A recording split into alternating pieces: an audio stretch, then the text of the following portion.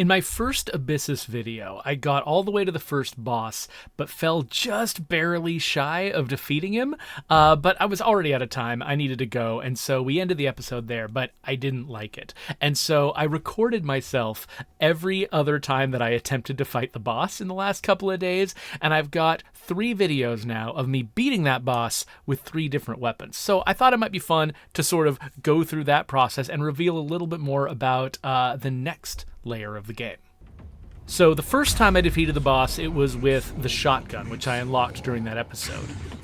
My first move against this boss is always to throw a grenade at him, even though he always dodges it. I'm not sure why I do that. My build here, oh, you can see I'm not doing that great at the beginning.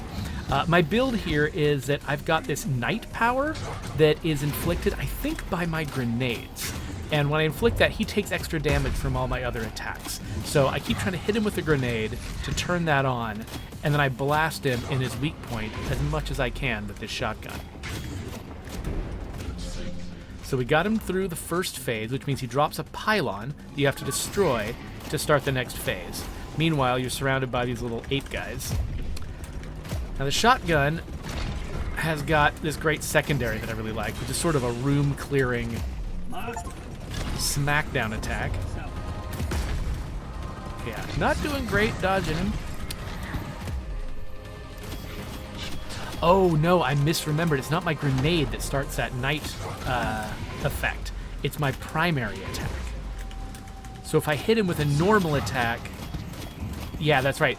There's like a 1 in 6 chance of him developing that night effect, which is great because basically you start out doing normal damage, and then if you keep shooting the same target, you'll eventually be doing extra damage. I'm so close to death right here. I'm just horrified watching this because I'm like, why aren't you healing yourself, you psychopath? Okay, but now he's up in the sky. I notice my health, and I inject. That is my last injector, though.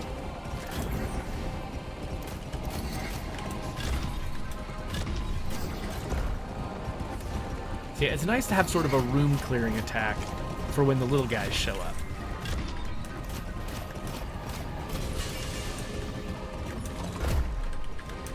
Because this attack isn't good against bosses, but it clears distractions. Oh, right, so I've got barrier. So that's on my secondary. And so if I kill enough guys with my secondary, I get a little shield on me that will absorb some of the incoming damage.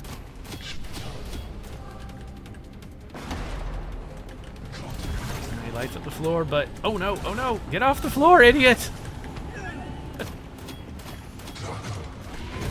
See, I'm looking at this, I'm like, how did the guy playing this survive this? He's not doing very well, but nope, there you go. That was my first victory against this boss. So he showers me with gold. You get a bunch of soul fragments, a health upgrade, get like a rare, whatever these things are called, a charm. I can't decide which charm I want. So that was my first time ever beating that boss, and I moved on to the next area and got like immediately killed. Like that's not even worth watching. So let's check out my second victory. So this time I had the revolver, whose secondary attack is to scope in. There I am with the grenade again. It's to scope in and do more reliable damage. So when you see me aiming through the scope like that, I'm doing more damage consistently than I would if I were not aiming that way. But I can't fire very quickly that way. So when the little guys come up, I'll often start blasting them. But look how much faster. Like basically centering all the damage that this thing does on the weak point means you can do a lot more damage to him a lot more quickly. Because the shotgun, you know, I was aiming it at the weak point, but a lot of its pellets were hitting, you know, other parts of his body. Oh, by the way, look at these tentacles. So I believe that those fire off whenever I throw the grenades. There's always a chance, I think, when I throw a grenade of it spawning tentacles, and the tentacles will consistently attack the enemy. And that was actually a little frustrating because one of the achievements that I'm going for with this revolver is one that involves killing a boss with a scoped shot to the weak point. And in this case, you'll see what happens I end up surrounding him with tentacles, and the tentacles take him down, and I don't get credit for the final shot. By the way, you'll note that, again, I've got Knight on my primary attack.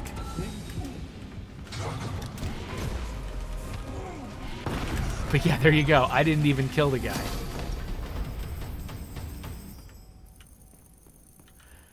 And here we pick up a bunch of rewards. And look, we got a rare charm this time. Oh, my ability sometimes doesn't trigger cooldown. And actually, there is a challenge for throwing a certain number of grenades within a certain period of time. And that could really help with that challenge. So I hope I can get that charm again. All right, so I actually beat him a couple of times with that revolver, but the one I had never beaten him with was the original weapon. And so the most recent time I beat the boss, it was with that first engine rifle. But first, I wanted to show you what keys were about, because I never actually used a key in my original video.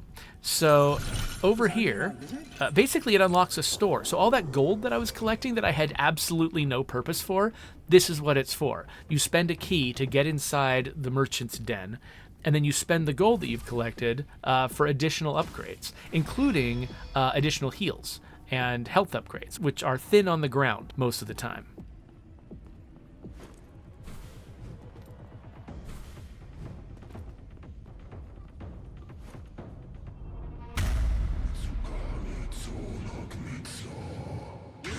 You'll notice, by the way, again, me firing that grenade, you'll notice my health is significantly higher. I've reached a tier in the upgrade scheme where I'm able to up my starting health. And so now it starts like half again higher than it used to be, or even more. So that does make a big difference to my survivability. Because I think that the healing items, I think they heal a percentage of your health, not a flat amount. And so I think as your health goes up, I'm pretty sure their effectiveness also goes up proportionally, but I'm not sure. So I'm running with the secondary here that fires like little mini shotgun blasts at it, basically. So I'm doing more damage per hit, but a little haphazardly. But for the guy his size, like, it doesn't matter. Not that much. I mean, I guess I'm still not getting the precision benefit that I got from the revolver.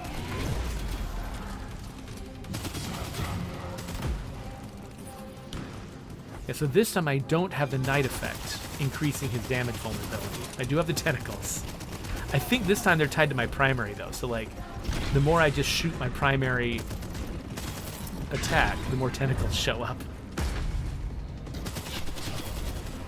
Ah, get out of there. This is the roughest part, because he's like firing artillery at you and restricting most of the field.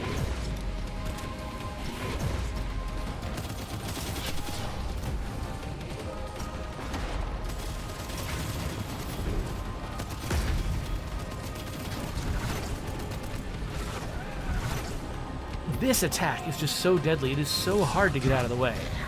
I ended up, I think, kind of wasting a heal there because I got so scared of it. Yeah, I didn't need that heal at all. There's a heal right after the fight, so that was kind of wasted. It is a little annoying how his corpse just sits right on top of the charm a lot of the time. So yeah, it's got a gold converter, which not really interested in, so... Yeah, so see, my heals are wasted. And I'm like, ooh, lore. Wait, I don't care about lore. Never mind. So now we're headed into depth 5, which I haven't shown before. This is kind of swampy, jungly themed, and all the bad guys are frogs. And this initial fight, I mean, the frogs are kind of, they're kind of fast moving, but that's, I think that's kind of par for the course with the other enemies. They had some fast movers too. The thing that you're not seeing yet that makes these guys difficult is that a lot of the frogs, the ones we're not seeing in this level yet, have area denial attacks, and they spam them at you. So you basically have to keep moving constantly, or these like time bombs and things like that will just completely take you out.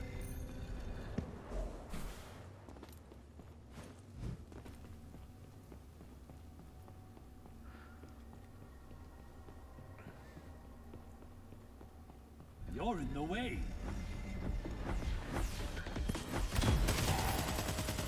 So yeah, they have these little teeny frogs that leap at you, which are kind of fun to just annihilate because they don't have a lot of health. See those big, giant, bulbous things that come flying at me.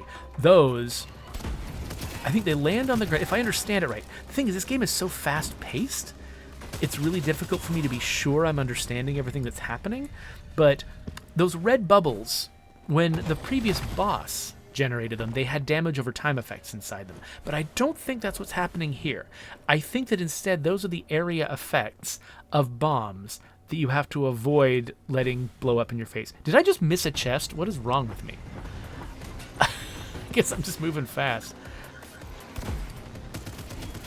So yeah, so I think that when those... Oh, see, okay, there you go. There's another sort of area effect. There's just a bunch of little area effect things that these guys can do. And they just end up spamming them all over you, so you have to, like, keep moving. And as long as you keep moving, a lot of their attacks are, you know, not very effective. But you really have to keep moving. But it's kind of, yeah, I'm sitting here looking for a prize that isn't there. But yeah, it's kind of cool how they, you know, they know what kind of shooter they are. They're like an old school, fast-paced boomer shooter. And as a result, they try to lean hard into enemy behaviors and enemy attacks that force you to move, that make you run around.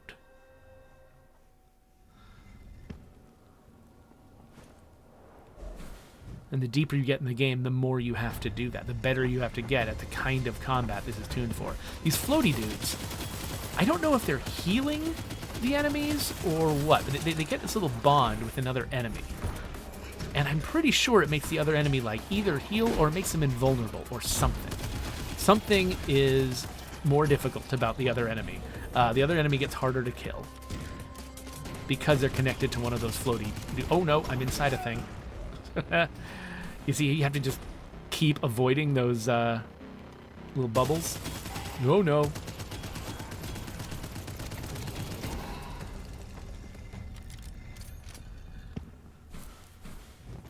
Oh, this time I saw the chest. I do like the little jump pads that they added.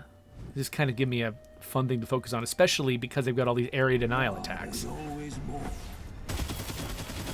Like hitting something that rapidly moves you to a new place always feels welcome.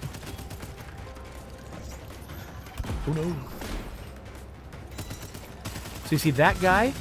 He's gold, which I think means he's being protected by the floating yellow guy.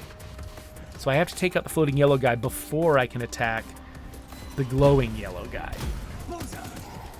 And that guy, he's got like this chain attack that he does. I'm not exactly sure what effect it has on me, but it seems bad. Okay, so we've taken out his protection. So now he's vulnerable, but he's also just got a buttload of health. Like, this guy feels almost like a mini-boss. He's like the guy with the big sort of triangle head or whatever in the previous area. The guy who had the sort of the ground pound with the radial attack. Here's the forge, by the way. You can upgrade your guns and abilities here. I think I unlocked this since the last time you saw me play. That is one of the kinds of upgrades you can get. You can insert things into the levels, like midstream upgrades that you can get that weren't there before. Oh, look. Not the way to go. New objective, huh? Ah, the healing flowers, yes. So I think these healing flowers keep the enemies tougher. So you've got...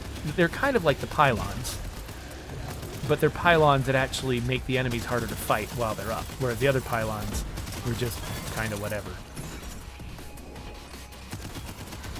I think there's a lot of them, and they're all out at once, too. Whereas the pylons were all one at a time. So you can see I definitely was prioritizing that, but look how often a bubble is landing at my feet now.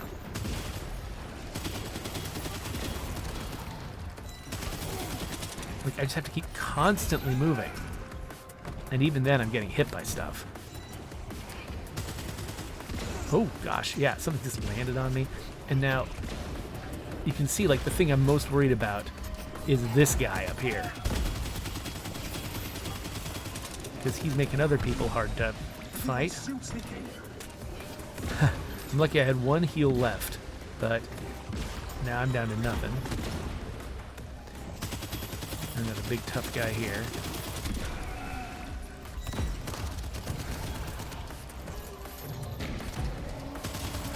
Yeah, that chain seems bad. I don't get hit by it a lot. I think it drags me in. One straggler. Another one down. I do appreciate that when you defeat a mini-boss in this game, all of their minions go away. Because nobody wants that to be the last moment of a big fight.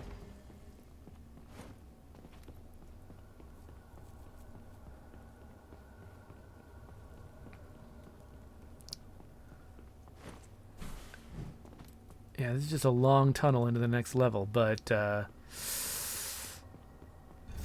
this is my first encounter with the mid-level boss. And, oh, look, he makes harm walls. Like, you, not only do those walls block you, but you take damage if you collide with them. So you have to be really aware of where you're standing. Oh, by the way, there's also cliffs. So, yeah, I did not have the situational awareness to even stand up against that guy.